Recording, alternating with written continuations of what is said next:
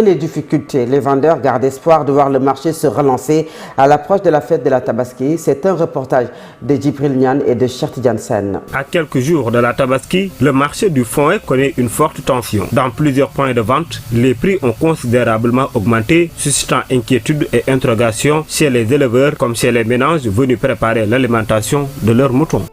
C'est un travail qui nous permet de vivre, mais depuis l'augmentation des prix, les clients se font rares. Pourtant, nous ne sommes pas responsables de cette hausse. Ce sont les autorités qui fixent les tarifs. Nous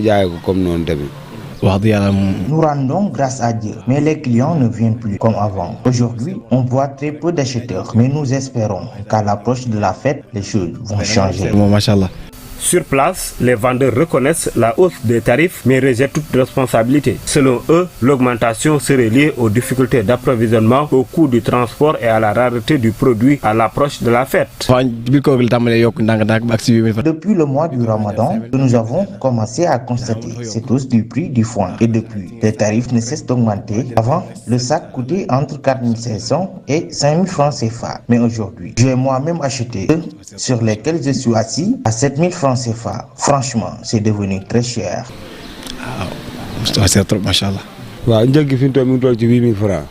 Nous vendons le sac à 8 000 francs CFA et pour les clients qui souhaitent être livrés, il suffit d'ajouter 500 francs. Cela revient donc à 8 500 francs le sac livré. Malgré cette situation, les commerçants gardent espoir. Ils misent sur une forte affluence dans les prochains jours, à mesure que les préparatifs de la Tabaski s'intensifient dans les foyers. Entre inquiétude des clients et attentes des vendeurs, le marché du foin reflète déjà l'effervescence qui précède l'une des plus grandes célébrations religieuses du pays. Djibril Niane, le collectif interministériel des agents de l'administration sénégalaise dans la tourmente depuis la cyberattaque qui a affecté le fonctionnement du trésor public et le blocage des salaires.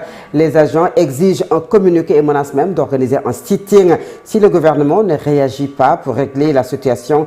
Oumar Dramé est le secrétaire général des travailleurs de l'association des travailleurs de l'administration. Je vous propose de l'écouter.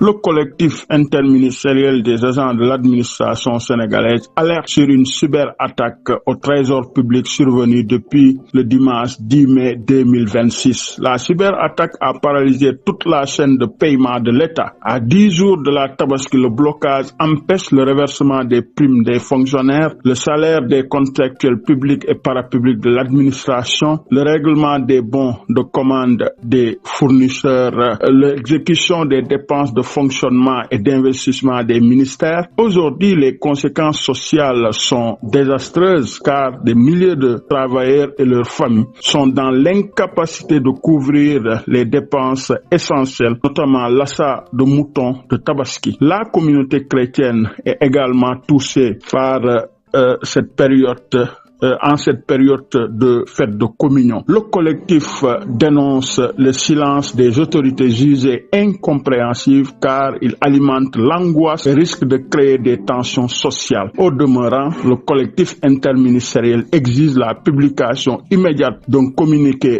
sur l'état de la situation, la mise en place sans délai des mesures alternatives pour débloquer tous les paiements avant la fin de la semaine prochaine. Si l'État s'entête et que la situation perdure, nous n'excluons pas de tenter des actions et véritablement organiser un sitting devant les locaux du trésor public pour demander à ce que la situation soit immédiatement décantée. Et la Fédération des syndicats de la santé dénonce avec fermeté l'attitude de dilatoire et de manipulation de l'opinion de la part du ministère de la fonction publique et du travail. Cela dans le cadre d'une convocation relative au secteur en lutte dans le domaine de la santé. La FDS juge impensable, inacceptable qu'une convocation concernant directement les organisations syndicales concernés leur parviennent par voie non officielle et par personne interposée. À moins de 24 heures de la rencontre, une telle démarche ne respecte ni les règles élémentaires du dialogue national et social, ni la coordination due aux partenaires sociaux. La F2S exige dans le plus bref délai la convocation de négociations sérieuses et honnêtes ainsi que le respect des accords contenus dans le pacte de stabilité sociale à la page 25 du document signé par le gouvernement du Sénégal afin que les questions extrêmement urgentes qui touchent le secteur puissent être discutées dans un cadre formel, sérieux et respectueux permettant d'aboutir à des solutions concrètes et durables. Dans le reste de l'actualité, la Société nationale de gestion intégrée des déchets Sonaget en partenariat avec le Conseil de quartier de route de Dakar 2, les acteurs du cadre de vie, a lancé samedi une vaste campagne de nettoiement visant à éradiquer les dépotoirs sauvages dans cette zone de Thiès. Les initiateurs ont également insisté sur la nécessité d'établir des conventions entre l'État et les collectivités territoriales afin de renforcer durablement la collecte des déchets et le pavage des rues. Je propose d'écouter Khalifa Babakar Sarr au micro de Khalifa Babakar Fall. Laisser nos villes à l'image des anciennes habitations. Parce que le plateau qu'on voyait, c'est depuis 1914. Jusqu'à présent, on a respecté la Médina, le plateau des plans qu'on a pu voir opérer et qui donnent lieu à des adresses exactes. Il nous faut travailler vers ces dynamiques de gestion du territoire parce qu'on ne peut pas réussir un pays sans leur donner l'information, la connaissance et la compétence. Je félicite le conseil de quartier de la route de Dakar parce qu'effectivement les conseils de quartier ont été initiés dès les années 90 à Saint-Louis du Sénégal. Plusieurs cadres ont donné vraiment de très bons résultats. Ainsi de suite, on a eu des conseils de quartier à Tambacounda. Mais ici à Thiès, je crois qu'il faudrait renforcer ce dynamisme-là. Parce que nous, dès notre arrivée, on a créé la direction de la promotion de l'éco-citoyenneté qui venait suppléer un peu le département ETSEC qui n'était pas aussi doté. Chaque jour que Dieu fait, nous rajoutons des circuits sur notre plateforme qui est riche de plus de 2500 km de circuits de collecte et de circuits de balayage. Je crois que Mbour 4 ou bien même le quartier route de Dakar ne sortira pas du lot. Mais là, on interpelle les communes. Ils ne peuvent pas dire qu'on n'a pas de moyens. L'année passée, Ziguinchor a mis 75 millions dans une convention. Et effectivement, dans la dynamique des compétences transférées, parfois quand ça les arrange, on dit qu'on a nos compétences transférées. Mais dans la compétence transférée, ressources naturelles et environnement, il y a une dynamique d'aller faire de la co-construction en appelant les fonds verts. Et puis le directeur général de la SNHLM, Abdourahmane Dabo, a procédé à la remise d'un important lot de matériel de nettoiement au collectif des commerçants du marché de Mbour. Cette initiative vise à renforcer l'hygiène et l'assainissement des espaces marchands à l'approche de la fête de la Tabaski dans le souci d'offrir aux populations un cadre commercial plus sain et plus attractif.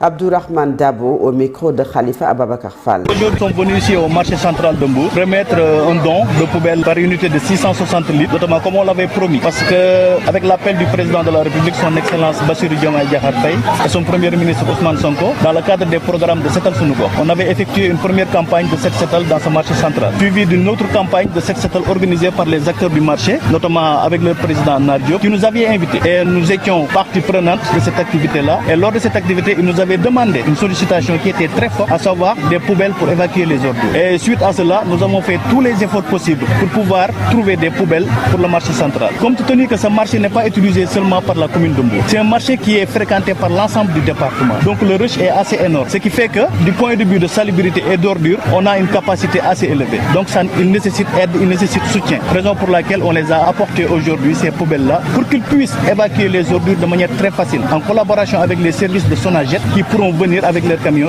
évacuer ces ordures-là et soulager notamment la souffrance des marchands. Et il faut comprendre également que cette activité a été effectuée dans le cadre d'un citoyen de Mbour. Et j'en appelle à tous les autres citoyens de Mbour parce qu'il ne faut pas tout simplement se limiter à dire que telle action incombe à telle personne. Nous sommes tous des citoyens de Mbour et nous aimons tous la ville.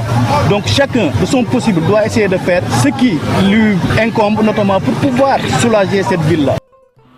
Direction Kaolack, une nouvelle étape dans l'amélioration du cadre de vie des populations. Une place publique réhabilitée a été inaugurée dans le cadre du programme Taral Saloum.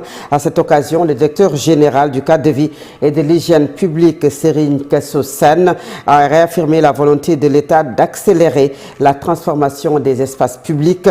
Je vous propose de l'écouter au micro de Khalifa Babacar Fall. Aujourd'hui, l'ambition de l'État, notamment la direction générale du cadre de vie, est claire et sans équivoque. Faire du cadre de vie une réalité tangible dans tous les départements du Sénégal, dans toutes les communes, dans tous les quartiers et dans tous les villages. De Saint-Louis à Ziguinchor, de Tamba à Matam, de Kaolack à Kédougou, chaque espace mérite d'être valorisé. Chaque population mérite de vivre dans un environnement sain, fleuri, organisé et durable. Mesdames, Messieurs, cette vision s'inscrit pleinement dans les ambitions de l'axe 3 de la vision Sénégal 2050 qui place au cœur de notre modèle de développement le développement durable et l'équitable des territoires, l'amélioration des conditions de vie des populations et la préservation de notre environnement pour les générations futures. Sénégal 2050 n'est pas un slogan, c'est une feuille de route, c'est un engagement solennel de l'État envers chaque citoyen. Et le cadre de vie en est un pilier fondamental, car un pays qui se développe, c'est d'abord un pays où l'on vit bien, où l'on respire de l'air pur, où les enfants grandissent dans des espaces verts et sécurisés, où les femmes et les hommes sont fiers de leur quartier, de leur commune et de leur ville. Nous y travaillons sérieusement avec méthode, engagement et conviction. Nous avons récemment lancé une initiative pour appeler les entreprises dans la dynamique des efforts d'aménagement et d'embellissement des espaces publics, notamment dans la perspective des Jeux Olympiques que le Sénégal va accueillir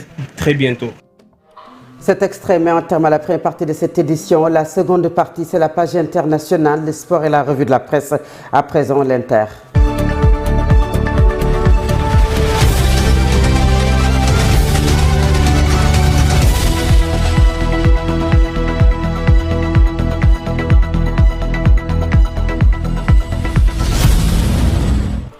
L'actualité hors de nos frontières nous mène à Paris qui accueille aujourd'hui le G7 Finance, une réunion des ministres de l'économie allemands, britanniques, canadiens, états-uniens, français, italiens et japonais. La présidence française veut en faire une vitrine au multilatéralisme, mais entre les pays du G7, les dissensions sont de plus en plus grandes. Pendant 2 jours, les ministres des Finances du G7 vont tenter de rapprocher leurs positions sur les réponses à apporter face aux répercussions du conflit au Moyen-Orient ou encore de s'affranchir de la dépendance aux minerais critiques chinois. Je pense aujourd'hui on va montrer que le multilatéralisme, j'y arrive, et c'est utile et que ça fonctionne. C'est ce qu'a déclaré aujourd'hui le ministre français de l'économie et des finances, Roland Lescure. Et hors de nos frontières, toujours au Moyen-Orient, au dernier jour de la trêve renouvelée pour 45 jours, l'armée israélienne a élargi dimanche le champ de ses opérations, a intensifié ses frappes dans plusieurs régions libanaises, explique puis le correspondant à Beyrouth de la Radio France Internationale, Paul Khalifé.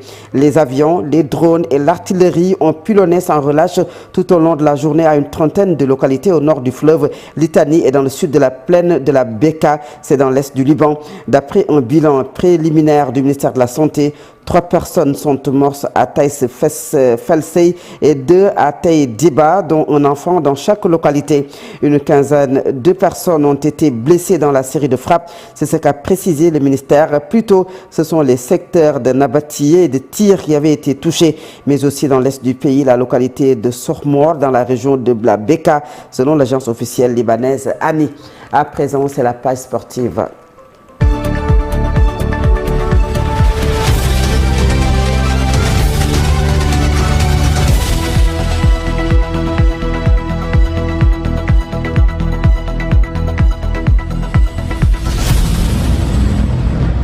Le sport sur Solo Média le matin, c'est l'affaire de l'Amine Senghor. Bonjour. Merci, bonjour à vous Fatou Abdounian, bonjour à toutes et à tous. Nous démarrons par la lutte. Le combat royal Sacha Site est officialisé. Le roi des arènes a officiellement, bien entendu, mis en jeu sa couronne pour faire face à Site, le jeune Tarkinda, en janvier 2027.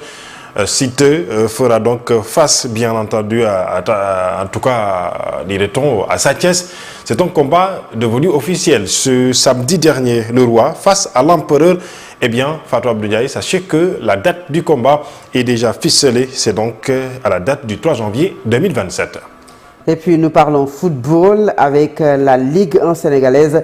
Teungueth FC reprend la première place du championnat. Teungueth FC prend le fauteuil bien sûr de leader avec 50 points grâce à sa victoire 2-0 contre le Stade de Mbour hier. Eh bien, AGEL défait par l'équipe de l'US Gorée recule à la deuxième place à 2 points du leader Teungueth FC. Tandis que l'US Gorée, lui, n'a pas encore dit son dernier mot. De même que l'équipe de Génération Foot est en bas du classement. La situation reste tendue pour la Sonacos et Cambérène alors que Linguère, Dakar Sacré-Cœur et Guédiawaye restent donc sous la menace de la relégation en Ligue 1 sénégalaise à moins de 2 journées de la fin de ce championnat. En Ligue 2, sachez que la 28e journée se poursuit ce lundi. Oslo fera face à Kaffrine, Guelwaar face à Djambar, Douane jouera Teranga SC à 17h.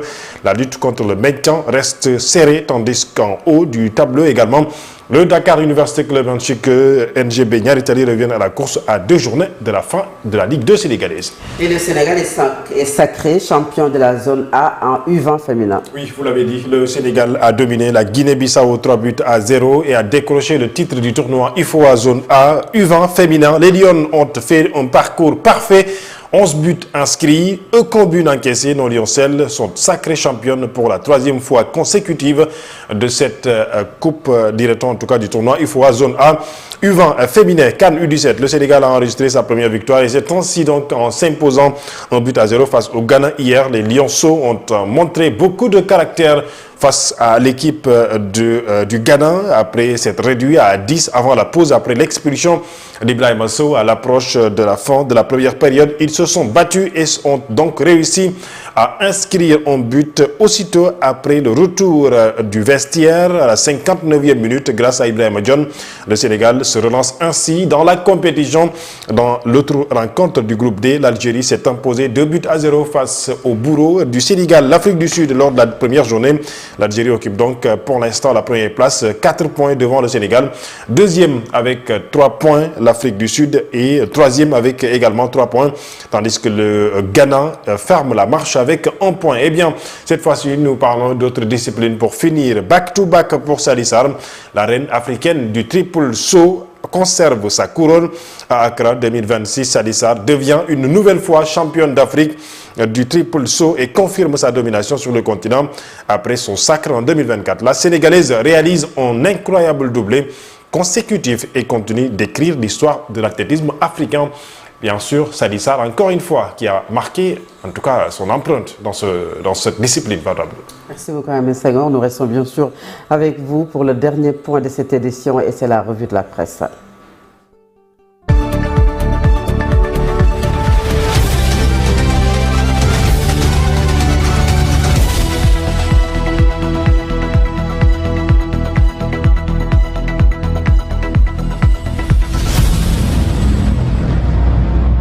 Des sujets multiples et variés sont évoqués par les quotidiens ce lundi. Solo s'est intéressé à la grande randonnée politique de PASTEF ce dimanche qui a vu la mobilisation de milliers de militants qui sont venus répondre présents, vêtus tous de blanc pour célébrer les avancées du parti et mobiliser les troupes en vue des échéances électorales à venir. Ousmane Sonko, le leader, était venu. Un accueil en liesse populaire lui a été réservé, qui a fait que finalement, il n'a pas pu participer à la marche en raison de l'immense ferveur de la foule. Le maire de Dakar